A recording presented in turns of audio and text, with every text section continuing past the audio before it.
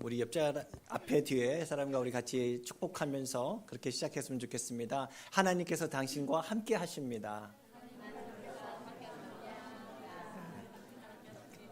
God be with you 이렇게 하는 거죠. 네, God be with you. 네, 좋습니다. 하나님께서 우리와 함께 하신 줄로 믿습니다. 사도행전 저희가 계속해서 보고 있는데요. 사도행전 28장 가운데 여러분 예수님이 등장하는 장면이 어디에 나온 줄 아세요? 예수님이 등장한 장면은요, 딱 한 장밖에 없어요. 그것도 예수님 그 1장인데요. 1장 안에 그것도 6절밖에 안 됩니다. 그렇죠? 그러면 예수님께서는 사도행전에서 사라지신 건가요? 그렇지 않죠. 예수님께서 승천하시면서 제자들에게 약속하신 것이 있죠. 뭐죠? 성령을 주실 것이다. 또 어떤 것이 약속이 있죠? 마태복음 28장에 내가 세상 끝날까지 너희와 항상 함께 있으리라. 함께 있으리라는데 항상 함께 있겠다라는 거예요. 따라서 우리랑 함께 하시는 그 예수님을 우리가 신뢰할 수 있다라는 거죠. 사도행전 속에서는요, 예수님의 육신은 우리에게 보이지 않지만 누구를 통해서 예수님이 보입니까? 예수님의 얼굴을 보고 예수님의 말씀을 들었던 제자들의 삶의 여정 속에서 항상 함께 하시는 예수님을 볼 수 있다라는 얘기예요. 다시 말하면요, 제자들의 얼굴에는요, 예수님의 온유하신 그 얼굴이 보여지는 거고요. 제자들의 입에는요, 예수님의 그 능력의 말씀이 흘러나오는 거고요. 또 제자들의 손에는 예수님의 겸손한 섬김이 나타나게 된다는 거죠.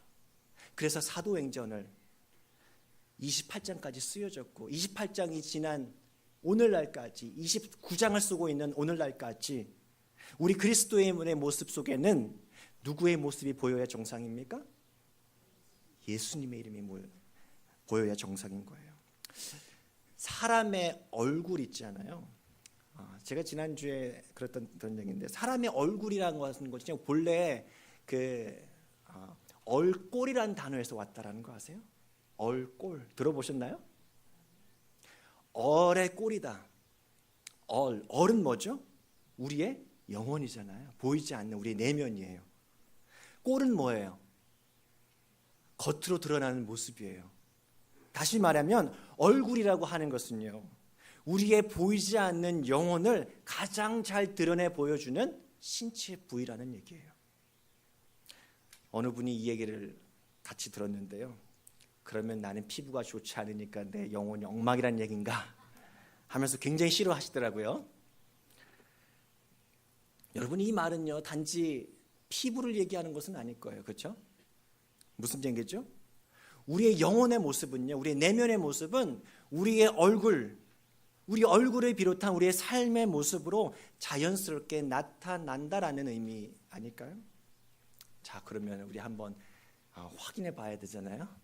우리 옆 사람, 앞 사람의 얼굴을 한번 봐주세요. 네. 네. 어떠신가요? 예. 당신의 얼굴에서 예수님이 보입니다. 한번 우리 해보십시다. 아니, 안 보이는데 어떻게 보이냐고 하시는 분들을 위해서 우리 믿음으로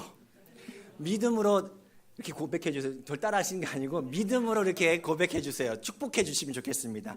당신의 얼굴 속에 예수님의 얼굴이 보일 것입니다. 아멘. 예. 믿음이에요. 바라는 것들의 실상이거든요. 믿음. 여러분, 우리가 예수의 영을 가진 사람이라고 한다면요, 우리의 얼굴 속에는, 우리의 삶 속에는요, 세상과 구별되는 예수님의 모습이 나타나는 것이 지극히 자연스러운 이치라는 거예요. 어둠 속에 빛이 들어가면은 어둠이 자연스럽게 환하게 밝아지는 것처럼 우리 그리스도인이 들어간 그 세상은요, 더 밝아야 되는 거 아닙니까? 여러분, 그런데 현실은 어떻습니까? 꼭 그렇지만은 않은 것 같아요. 제가 기독교 신문에 실린 선봉호 교수님의 인터뷰 기사를 읽은 적이 있는데요. 이 교수님께서 뭐 석자 교수도 하시고 뭐 기독교 윤리 실천 운동도 하시고 하시는 교수님인데 약 한 2년 전 기사였습니다. 당시 어떤 일이 있었냐면은 우리 아마 들어보셨을 거예요. 늘 새벽 기도에 빠지지 않는 아주 신실한 독실한 그리스도인으로 알려진 현역 대장 부부가 한국의 이야기예요. 자신의 자식뻘 되는 공관병에게 갑질을 해가지고, 근데 그것만이 아니라 뇌물수수까지 들통이 나서 그냥 초유의 현역 대장이 구속되는 사건이 있었습니다. 그 외에도 계속해서 기독교 공직자들의 비리들이 계속해서 터져나가고 목회자의 성적 타락이 연이어서 미디어에서 오르내리고 또 교회 재정 문제들이 실타래처럼 이어지면서 세상의 비난을 한 몸에 받고 있었습니다. 사실 뭐 이건 한국만의 문제는 아니죠. 얼마 전에 여기 펜실베니아의 캐톨릭 그 신부님들의 오랜 비리가 그 성 문제가 탄로나가지고 홍역을 치르지 않았습니까? 그리고 지금은 얼마 전에는 또 미국의 최대 개신교 교단이 남침례 교단이거든요. 한 1,500만을 자랑하는데 거기에서도 마찬가지로 수년 동안 목사님들이 성 문제로 인해서 계속해서 이게 끊이지가 않아요. 왜 그럴까? 여러분 뭐가 잘못된 걸까요? 송 교수님의 진단이 이렇습니다. 한번 들어보세요. 사회는 기독교 내부의 신앙적 내용에 대해서는 별 관심이 없다. 다만 죄송합니다. 얼마나 정직하냐, 공정하냐, 희생을 많이 하냐, 여기에 관심이 더 많고, 이건 사실 우리 기독교가 잘할 수 있는 것들이다. 기독교가 본질에 충실했다면 욕먹을 이유가 하나도 없다. 기독교라서 무시당한 게 아니라 어떤 기독교라서 무시당했다고요? 잘못된 기독교라서 무시됐다라는 거예요. 여러분, 그럼 도대체 잘못된 기독교는 어떤 기독교인가요? 조금만 더 들어보세요. 돈, 권력, 명예와 같은 세속적 가치에 사로잡혀 있다. 어디가요? 기독교가. 기독교는 이런 것들을 무시하는 종교다. 그런데 세상 사람들보다 어떻다고요? 더 좋아한다. 세상 사람들도 돈, 권력, 명예는 다 좋아한다. 그러나 자기들은 좋아하지만 교회가 좋아하는 건 받아들이지 못한다. 그러니까 자기들과 똑같은 교회를 비웃을 수밖에 없다. 여러분은 어떨까요? 제가 들으면서 마음이 참 이상하더라고요. 예수의 영을 가진 우리 그리스도인이라 말은 하는데 정작 우리의 얼굴에서는 예수의 모습이 보이지 않으니까 질책받는다는 얘기 하는 거 아닙니까? 자, 저는 이 말을 읽으면서 참 뼈아프다라는 생각이 들었던 것은 우리의 그리스도인의 삶의 방식과 기준이 세상 사람들의 상식의 방식과 기준과 같으면은요, 적어도 이것은 중간 정도는 가지가 아니라는 얘기예요. 나는 뭐 세상 사람들하고 별 차이 없이 똑같은데요? 여러분, 만약에 그렇게 된다면은요, 세상에 웃음거리밖에 되지 않는다는 거예요. 왜 그럴까요? 교회 다녀봐야 소용없네. 교회 다니는 당신이나 교회 안 다니는 나나 도찐 개찐이냐 똑같다라는 거죠. 아니, 예수님 있는 사람이 더하네 하는 소리를 듣는 거죠. 여러분, 어디서부터 잘못된 것일까요? 어떻게 우리 예수 믿는 사람들이 세상 사람들의 얼굴과 다른 얼굴을 가질 수 있을까? 세상 사람들과 구별된 삶을 살 수 있는 방법은 뭘까? 세례요한의 삶을 통해서 오늘 한번 그 답을 함께 생각해 보고자 합니다. 우리가 세상과 구별된 삶을 살기 위해서 제가 세례요한의 삶을 묵상하면서 두 가지 질문을 우리가 순간순간마다 우리 자신에게 해야 된다는 것을 발견하게 되었는데요. 그 첫 번째 질문은 이것입니다. 내가 이렇게 살면 어떻게 하나님의 말씀이 이루어지겠는가라는 질문이에요. 우리 같이 한번 읽겠습니다. 시작. 내가 이렇게 살면 어떻게 하나님의 말씀이 이루어지겠는가? 요한이 약대 털옷을 입었다고 하지 않습니까? 맥두기와 석청을 먹으면서 광야에서 외치는 사람으로 살았는데 유대 사회에 등장하자 수많은 유대인들이 막 몰려들었습니다. 열광적으로 세례 요한을 따라다녔어요. 겉모습은 아주 허름한 거지와 같았는데 그의 영적 파괴력은 엄청났습니다. 엄청나게 영향력이 있었던 사람이었어요. 거지 같은 사람 앞에 가서 고개를 숙이고 세례를 받고 설교도 들었습니다. 세례 요한은요, 기적을 베푼 것이 성경에 보면 한 번도 나오지 않아요. 그럼에도 불구하고 수많은 사람들이 요한의 말에 하나님의 권위가 있다는 것을 알았다는 거죠. 사람들은요, 이 요한은 그동안 400년간 우리에게 보내주시지 않았던 예언자가 드디어 왔구나, 하나님께서 보내주신 특별한 예언자라고 생각했습니다. 아니 어쩌면 요한은 자신들이 그토록 기다리던 메시아가 아닌가라는 생각하는 사람들이 정말 많았다라는 거예요. 그래서 당시 유대 종교 지도자들은요, 너무너무 궁금했습니다. 그래서 요한을 찾아가 묻습니다. 이렇게 묻습니다. 너가 누구냐? 정말 이렇게 간단하게 물었다고 사도 요한이 이렇게 기록하고 있거든요. 너는 누구냐? 경멸스러운 질문일 수는 없을 것 같아요. 당신이란 도대체 누구입니까? 분명히 예사 사람은 아닌 건 틀림없는데 혹시 당신이 그리스도라도 되는 사람입니까? 라는 그런 질문이었습니다. 이에 대한 세례 요한의 답이 특이합니다.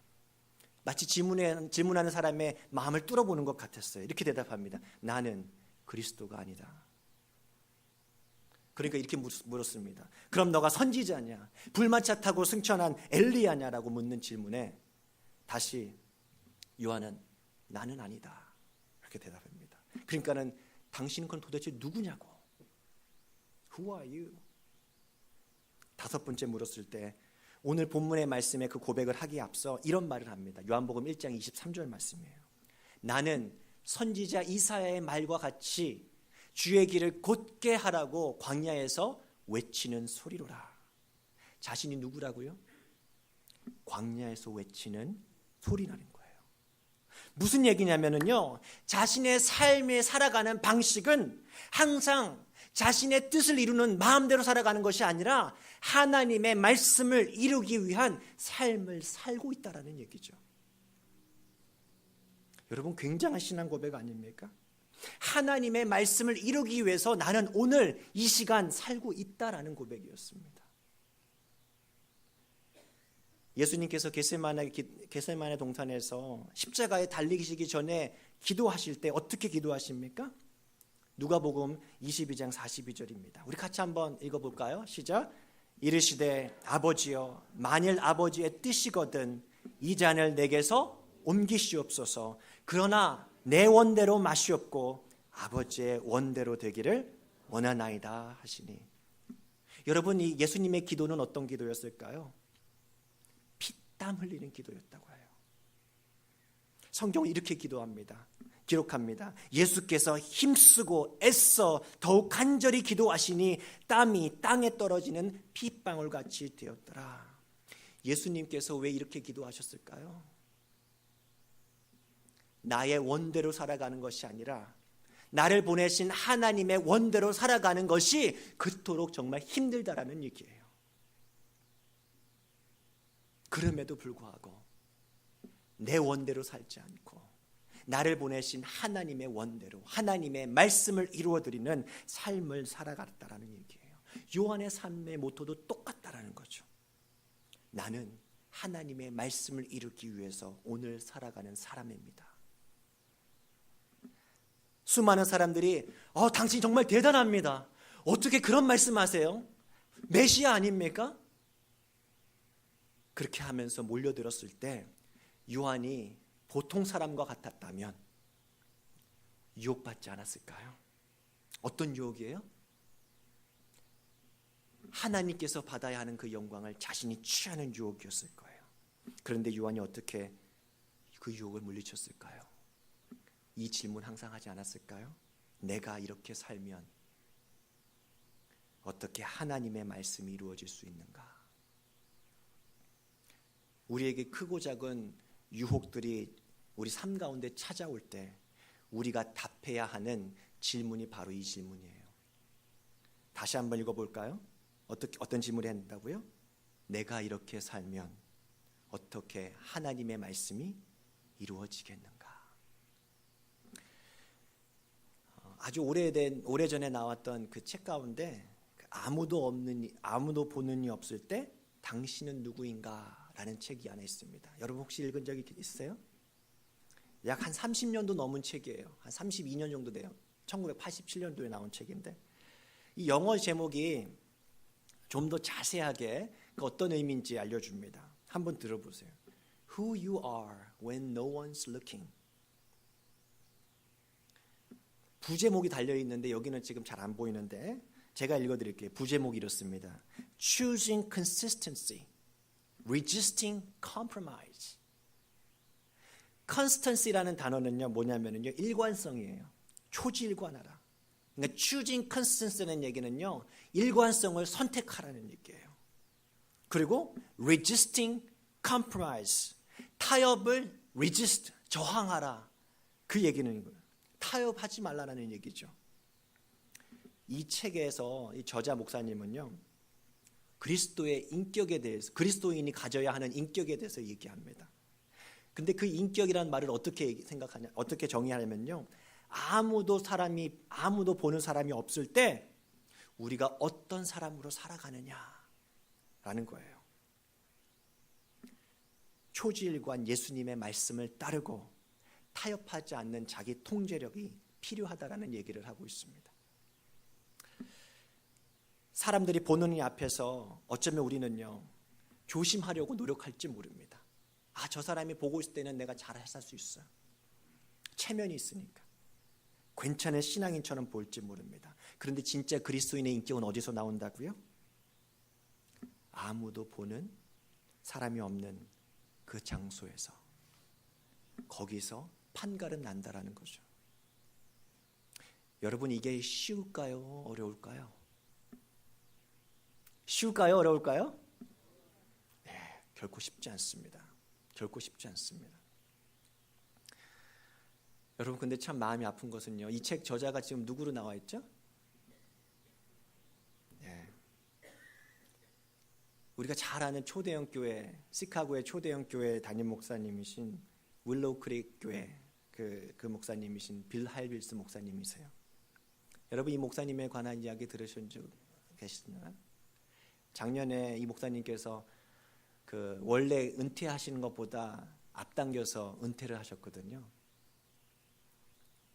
그 이유인즉슨 이 목사님께서도 정말 안타깝게도 그 교인 중에 그 수만 명이 되는 그 교인 중에 한 여교우와 14년간 부적절한 관계가 있어서 그것이 들통이 난 거예요. 여러분 믿겨지세요? 수많은 베스트셀러를 쓰셨던 목사님이거든요. 매년 전 세계적인 리더들을 초청해가지고 뭐 대통령, 뭐 장군, 뭐 굉장히 기업의 CEO 할 것 없이 수많은 리더들을 초청해가지고 수십만 명이 참여하는 글로벌 서밋을 주최했던 어마어마한 일을 하고 계셨던 목사님이세요.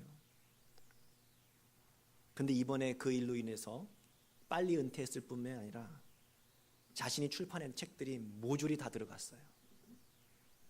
그리고 수많은 사람들이 등을 돌렸대요.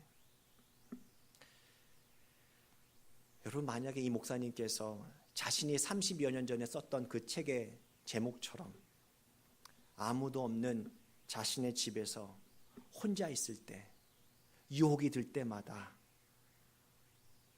내가 이렇게 살면 어떻게 하나님의 말씀이 이루어지겠는가 스스로 자문하면서 유혹을 담대히 피해버렸다면 어땠을까요?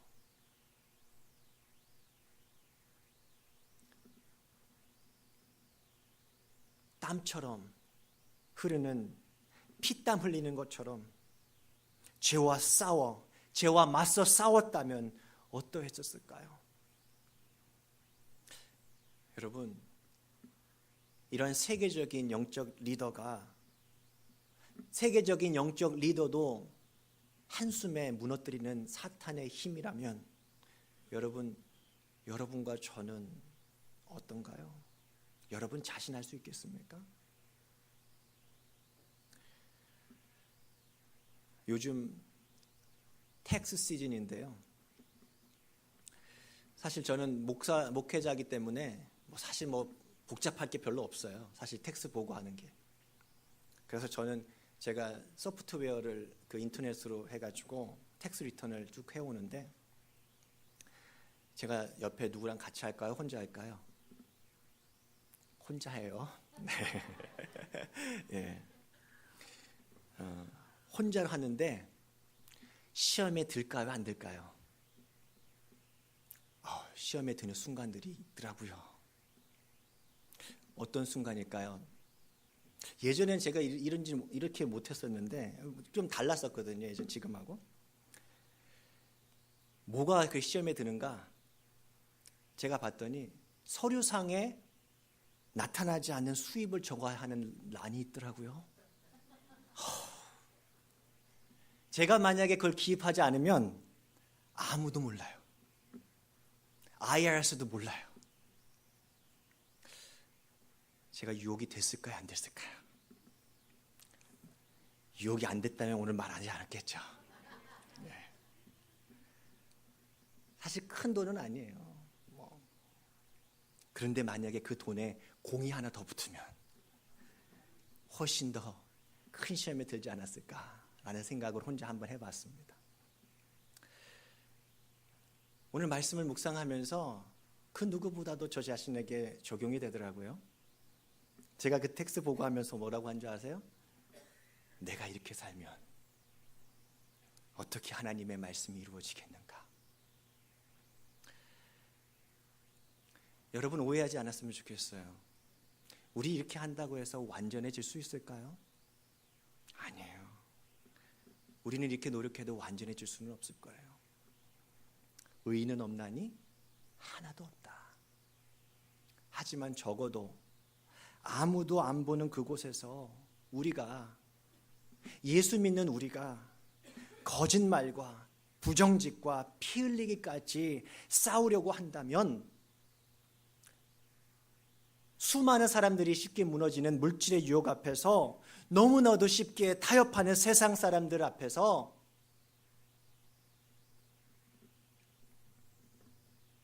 정말 우리가 피땀 흘려 싸운다면 세상 사람들이 우리를 보고 마치 사람들이 요한 사도를 보았던 것처럼 그렇게 묻지 않을까요? 당신 도대체 누구야? 왜 그렇게 살아? 그렇게 물음을 받아야지 정상 아닙니까? 에베소 이렇게 얘기합니다. 너희가 전에는 어둠이더니 이제는 주 안에서 빛이라. 빛의 자녀들처럼 행하라. 너희는 열매 없는 어둠의 일에 참여하지 말고 도리어 책망하라. 그들이 은밀히 행하는 것들은 말하기도 부끄러운 것들이라. 우리를 빛으로 부르시는 주님의 말씀을 이루어 드리는 것은요, 기억하셔야 됩니다. 세상 수준과 똑같은 수준으로 살아가는 것이 아니에요. 어둠과 부정직과 치열하게 싸우는 빛으로 살아갈 때야 가능하다라는 얘기입니다. 그런가 하면 세상과 구별된 삶을 살기 위해서 우리 그리스도인들이 스스로에게 해야 되는 두 번째 질문은 이거더라고요. 나의 주인은 누구인가? 우리 같이 한번 읽어볼까요? 시작. 나의 주인은 누구인가? 여러분 이영표 선수 아시나요? 예, 한국의 국가대표 선수인데 이분이 작은 책을 하나 썼더라고요. 그래서 한번 좀 펼쳐가지고 좀 읽어봤는데 그 중에 이런 이야기가 실려 있었습니다. 이분이 2013년에 은퇴를 했는데요. 이분이 아주 독실한 그리스도인이잖아요. 그래서 항상 골을 넣으면 이렇게 하잖아요. 예. 그런데 축구를 은퇴하고 나면서 어느 순간인가 영적인 침체가 막 자기의 삶에 막 몰려왔다라는 거예요. 여러 가지 이유가 있었는데 자신이 이렇게 분명히 자신에게는 아무리 봐도 신앙적으로는 문제가 없었다는 거예요. 자신은 하나님께서 나의 주인이고 나의 왕이라는 사실을 분명히 알고 있었고, 죄인인 나를 위해서 예수님께서 십자가에 달려 죽으신 것도 알고 부활하시고 재림하실 것도 알고 있었다라는 거예요. 다 믿고 있었다라는 거예요. 그런데 이영표 선수가 어느 순간인가 이것들이 어느 순간 머리로는 이해가 되는데 가슴으로는 느껴지지 않더라는 거예요. 그래서 너무너무 힘들었다는 얘기를 합니다. 그래서 하나님을 열심히 찾아야겠다라는 생각을 하고 열심히 수개월 동안 새벽 기도를 드렸대요. 그 새벽 기도가 끝나고 6시에 집에 오면은 집에 와서 그냥 끝내는 것이 아니라 기도하면서 성경 말씀 보며 성경 필사도 하는 거예요. 대단한 신앙적 열심을 가지고 있었던 사람이에요. 설교를 계속 매일같이 들어요. 그런데요, 백약이 무효였다고 하더라고요. 아무런 소용이 없더라는 거예요. 그러면서 시간이 지나면서 영적으로 막 피폐해지니까 먹고 싶은 것도 없고 하고 싶은 것도 없고 보고 싶은 것도 없고 가고 싶은 것도 없이 완전히 영적으로 침체가 되더라고요. 그러면서 5kg나 빠졌대요. 주님을 불러도 답이 없고, 그러면서 정말 하나님께서 살아계시는가, 자신 평생 그렇게 오랫동안 믿어왔던 그 하나님이 의심되기 시작하더라는 얘기를 합니다.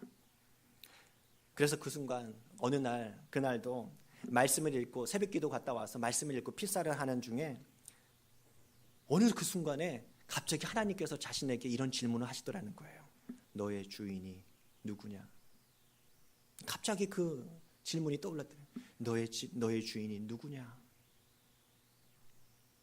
그러면서 그때 이영표 선수가 깨닫게 되었다고 합니다. 뭘 깨달았는가? 나는 진짜 좋은 신앙인이라고 생각했는데 수년 동안 습관적으로 하나님을 주님, 주님이라고 부르면서 기도했는데 하나님을 주인으로, 나는 하나님의 종으로 마음속 깊이 인정한 적이 한 번도 없었다라는 얘기를 하는 거예요. 충격적인 고백이었어요.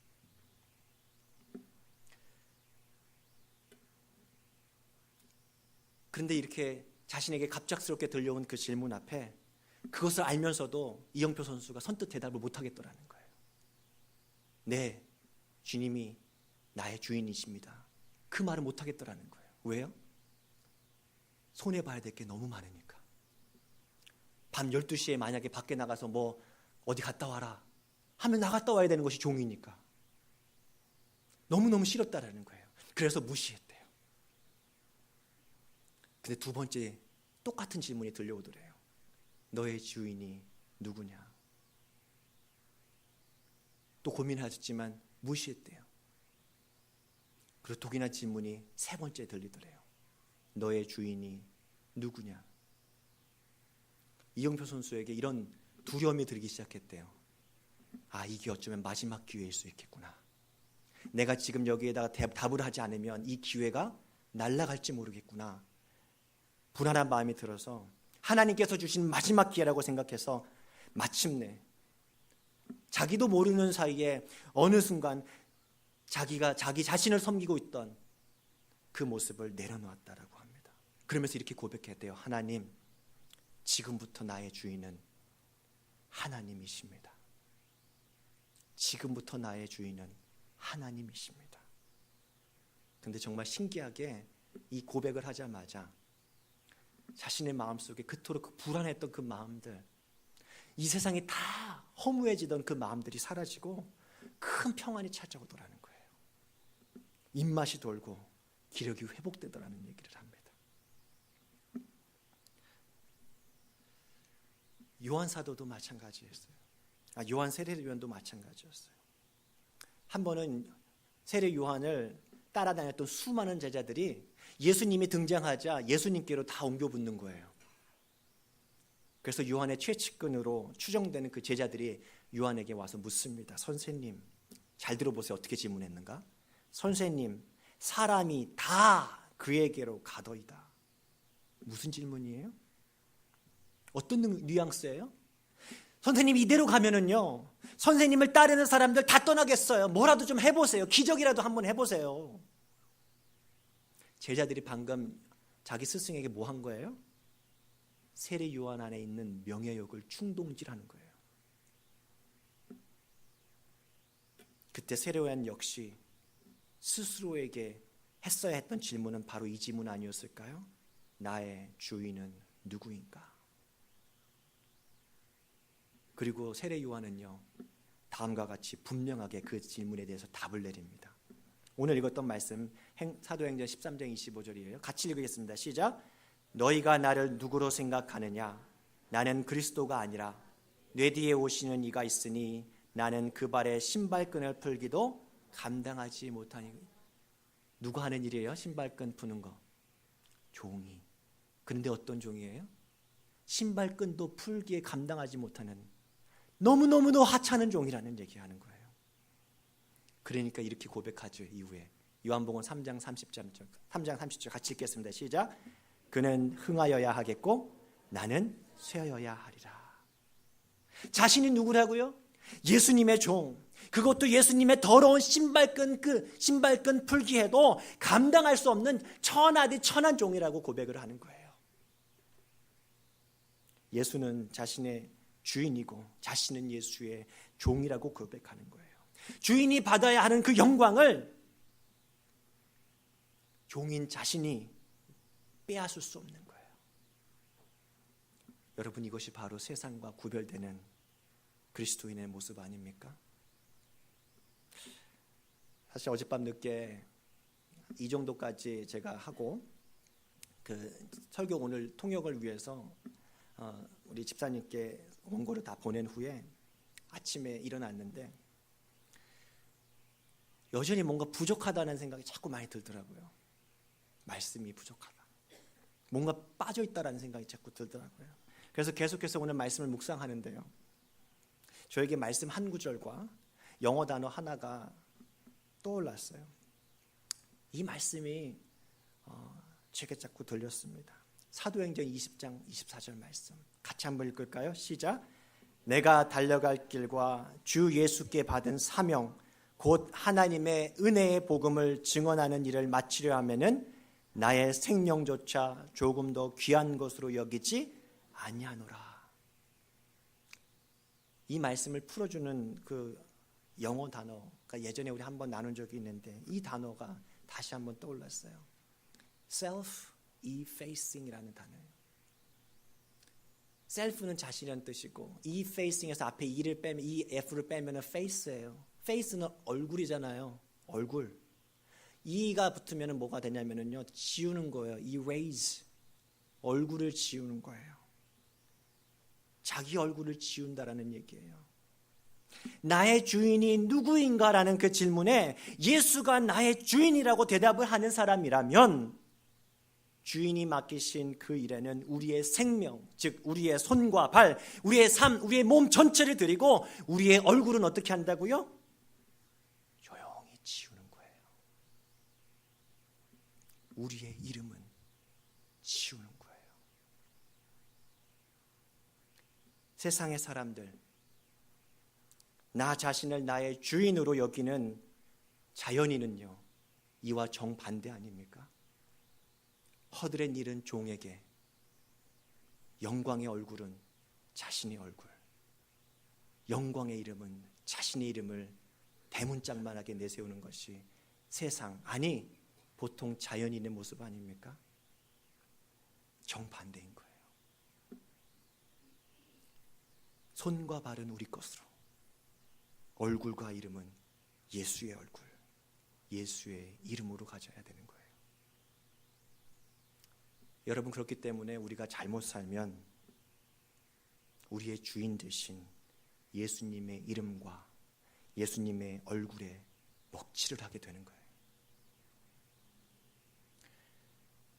그러면 그렇게 살아가는 삶의 약속은 무엇인가? 베드로전서 말씀 같이 한번 보겠습니다. 같이 읽겠습니다. 시작.